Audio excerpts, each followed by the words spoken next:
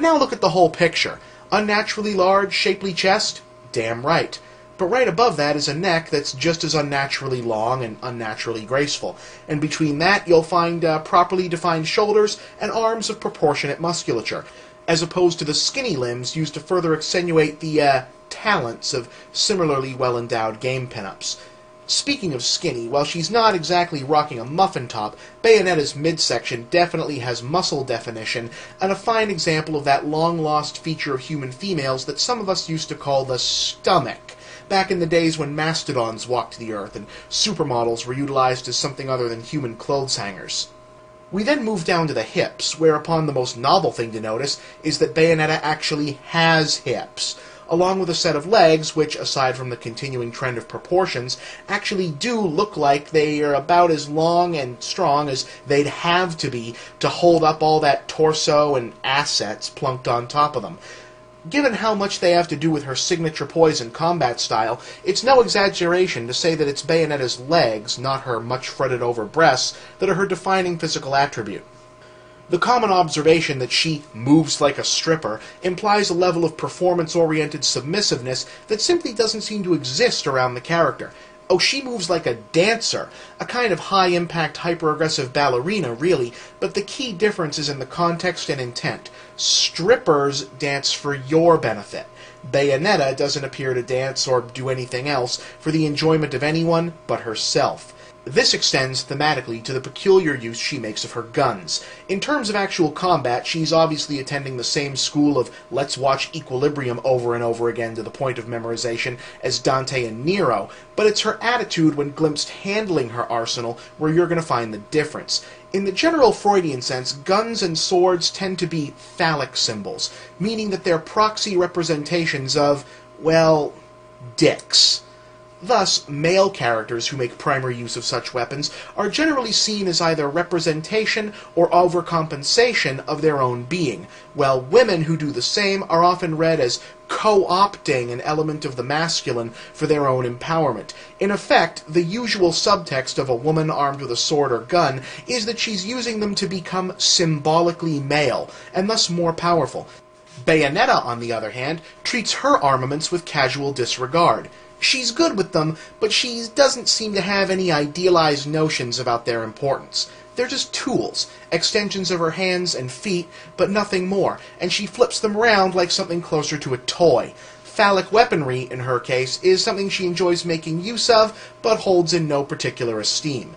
If you want a more obvious example, take the lollipops. While making these, Bayonetta's equivalent to Mario's mushrooms is about as on-the-nose as pseudo-sexual visual puns go, do notice how tiny the damn things are compared to her hand and her mouth. Do I need to draw a map here? The whole point of the chick with a lollipop thing and imagery is the subliminal undercurrent that the woman in question is taking a long time deriving personal enjoyment from an act of consumption that looks very much like oral sex. That's why the lolly in question is almost always a big-ass all-day sucker, or at least the size of a blow-pop, to make the man looking at the image and enjoying it feel like a big man. Now, look at these tiny little dum-dum things Bayonetta's always got. That's not even a snack. It looks like she's doing the candy a favor. It's like tossing a pity fuck to a leprechaun. And then, finally, there's the head. When the web first started getting glimpses of Bayonetta, one of the most commonly heard early complaints was that her head looked weird, i.e., it was too small. All things considered, it makes sense. Her head is the proper proportion for an adult woman with this body type, and as gamers, we're much more used to seeing the aforementioned stacked body, giant toddler head combo from DOA and the like. Though stylized for animation, her features are the same way. Normal-sized eyes, a distinctive nose, and an actual mouth. Her default expression ties it all together, eschewing both the conventions of dismissive and submissive. She wants it all right. She's just pretty doubtful that you're the one who's going to deliver, is what that basically says. And there you have it. The first video game woman who's been successfully and unashamedly built to not just be sexy, not just be strong, but be sexually intimidating. Have we seen this in any major game character before? I can't think of one. Soul Calibur's Ivy is close on a design front, but in general personality, she's just another ice woman, a Cammy.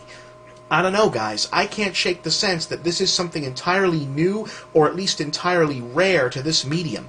Tongue-in-cheek or not, Bayonetta may represent the first time someone's actually made the exhibitionism as empowerment angle work. The concern with female game characters always ends up coming down to what message may or may not be being sent, and leaving aside whether that's fair or not in and of itself, I'd call Bayonetta an interesting step forward.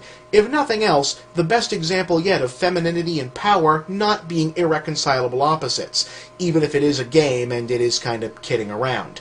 Someone at Sega in the character design chair hit this one out of the park, and when you couple that with the fact that the game itself is a winner, it's just a fucking blast to play, I feel pretty comfortable saying Bayonetta is instantly an iconic character, and we'll definitely be seeing more of her.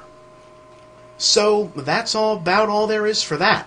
I wanted to do something a little smaller this time, lighter, maybe with some gratuitous TNA, for fun, because while I'm always trying to be entertaining, sometimes going deep into stuff, even for video games, isn't fun. Like right now, even as I'm working on this episode, I'm working on the next one, and I can tell you, it's not going to be just for fun. I've got some stuff to talk about in there that I don't like talking about, and that I think a lot of people are going to not enjoy hearing one bit. But it's something I've been putting off and something I think needs to be spoken on. So, stay tuned for that, and don't say I didn't warn you.